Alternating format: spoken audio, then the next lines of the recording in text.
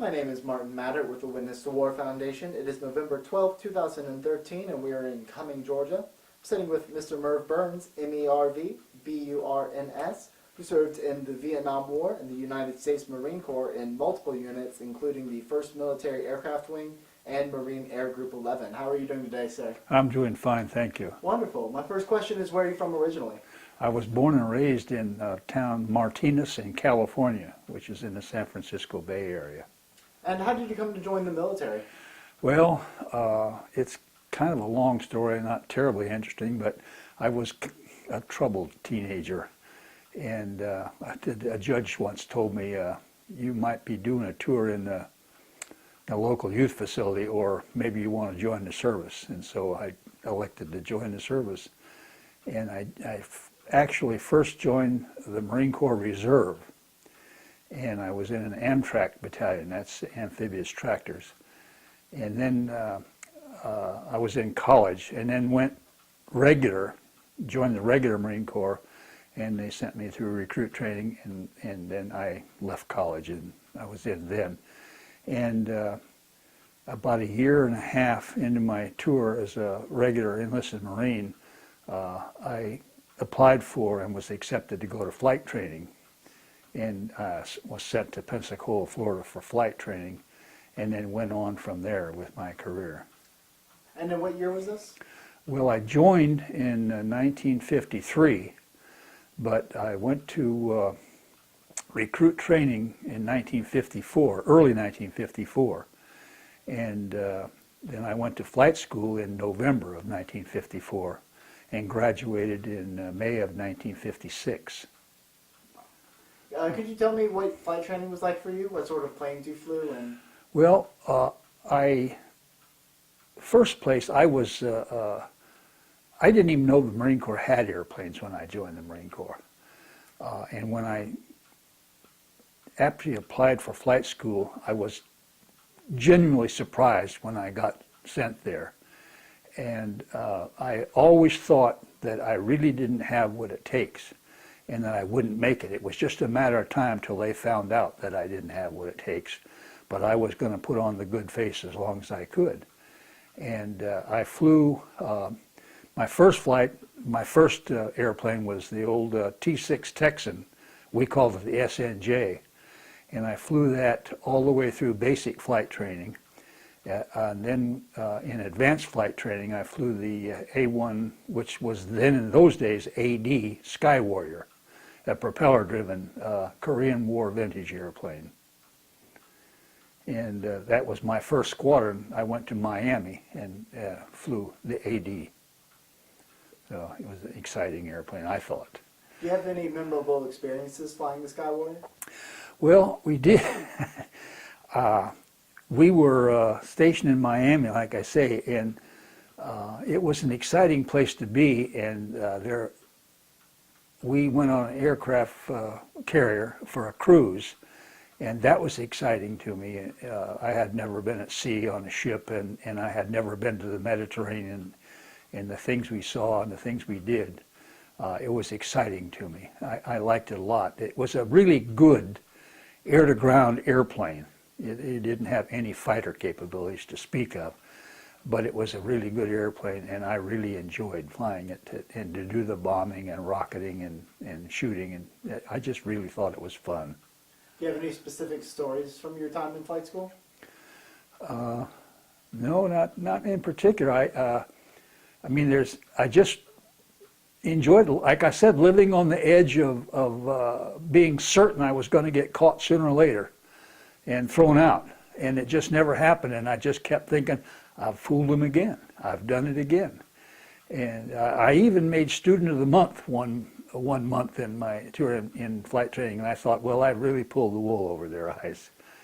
But it was good. And as a matter of fact, when it came time to make the selection for advanced flight training, my grades were good enough for me to get jet fighters, but I thought, no, I don't have what it takes to fly that. In point of fact, I was sitting in a bar in downtown Pensacola one weekend day alone, and there was several cadets, advanced cadets, at another table, and I listened to them talking. I was overhearing their conversation, and they talked about what a challenge it was for them to fly jets, because once you pulled off power in a jet airplane and you made your approach to landing, that because it takes so long to spool up the engine, you were committed to land. And so for the next flights that I had in this propeller-driven SNJ that I told you, I thought, well, I'll pull the power back to land, and if I ever have to add power, it means I'm dead. Well, I had to add power lots of times. So when it came time to make my selection for advanced flight training, I thought, I'm not competent to fly jets, and so I better stick with props. And that's the reason I went. It turned out that I really loved the airplane anyway, but that was why it happened in truth. So what happened after you left Pensacola? Okay, well, I went to Texas to finish my flight training. It was essentially a year in basic flight training, and then 6 months in advanced flight training, and that was in Corpus Christi, Texas. An exciting time, because it was more, then it was more tactical training. You're training like you would see in the real world of military. So I really did like that. And then in May, I graduated in flight training. The next day, I got married. In those days, it was against the rules to be married as you were a cadet. And so I got married the next day, and then my new young bride and I went to Miami for duty. And I was lucky enough to join a squadron that was simply packed with second lieutenants right out of the flight training command. So virtually all the same age. We had 3 majors, as I recalled, 2 captains, and 42 second lieutenants. So we were all young, all with the same age, in the same age group, and all with the same goals, to be somebody. And so it was really exciting and fun. So. And where did you go after that? Okay, I left Miami when they closed the air station in 1958, and I went to Cherry Point, North Carolina. And when I got up there, I was taken out of the squadron because I'd been in the squadron for such a long period of time and put on the staff. And I didn't like that at all, but they didn't ask me, they told me. And so I was only on staff for about 4 months, and they were forming up 2 squadrons to go overseas. In those days, an overseas tour was 15 months, and it usually meant Japan. That was overseas to us at that time. And so the personnel officer of the group called me up and said, we're going to have to put you back in a squadron. Which squadron? You can go to the same squadron you just came from, which was going to transition into a new airplane, a jet airplane, or you can go to a squadron next door to it, and it was a fighter squadron. And I had, when I taxied in and out to go flying, I would go past this. This thing had a huge tailpipe, and I thought that just got to be faster than the speed of light. So that's what I asked for, and I got it. So that's when I went to jet fighters, and I was there to stay. I stayed there for the rest of my career. So. Do you have a memorable experience with the jet fighters? I do. I had gone to this. It was a single seat. It was the Sky Raider. I beg your pardon. It was the. It was Douglas F-4D Skyray, and that's kind of a almost like a flying wing. But anyway, it was a really first-rate fighter, night fighter they called him, and had a really good aircraft radar system. And so I had been in the squadron flying with them for about maybe 3 months. And the operations officer called me in one day, and he said, "You have never been through jet transition training." I said, "Well, it's going all right for me. I've got about 60 hours. He said, "No, you've got to go through jet transition training." And so the transition training unit flew Panther jets, which was just nowhere near the airplane, power-wise and speed-wise, that the one I had been flying. And so I remember the very first time I took off in that airplane, and it was a two-seater. You know, the instructor pilot was in back.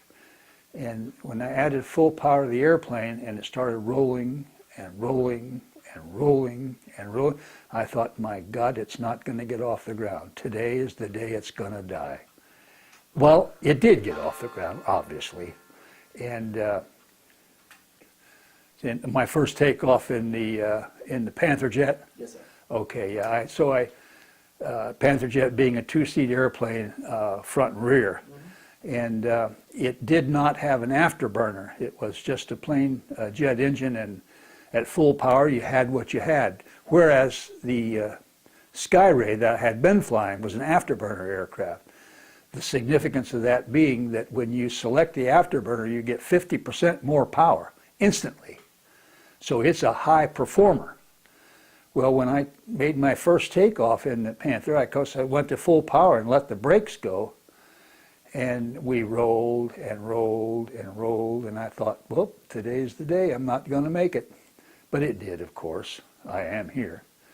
And so I went through the Panther jet training, and I thought, maybe what those kids back at that bar saying was true. Maybe once you pull the power back, it doesn't spool. But I had never experienced anything near that with the Skyray. And from that point of view, any jet aircraft that I flew, they were very responsive. So that was my most memorable experience, and I thought that I had really belonged to the jet community then. And how long did you stay at Cherry Point? I was there until we went overseas, and that would have been nearly 2 years. So, and we went to Atsugi, Japan. That was my first overseas tour of duty. Now, why did you have to go to Atsugi? That was, there were two bases in Japan where the Marines were stationed. One was Atsugi, which is up in the Tokyo area, and the other is Iwakuni, which is south, which is very close to Hiroshima. And mostly the fighters were up north and the attack bombers were down south. And so I was up there at Atsugi. Our primary job up there was standing an alert pad, and our job was to intercept and escort Russian bombers as they were doing reconnaissance of the islands.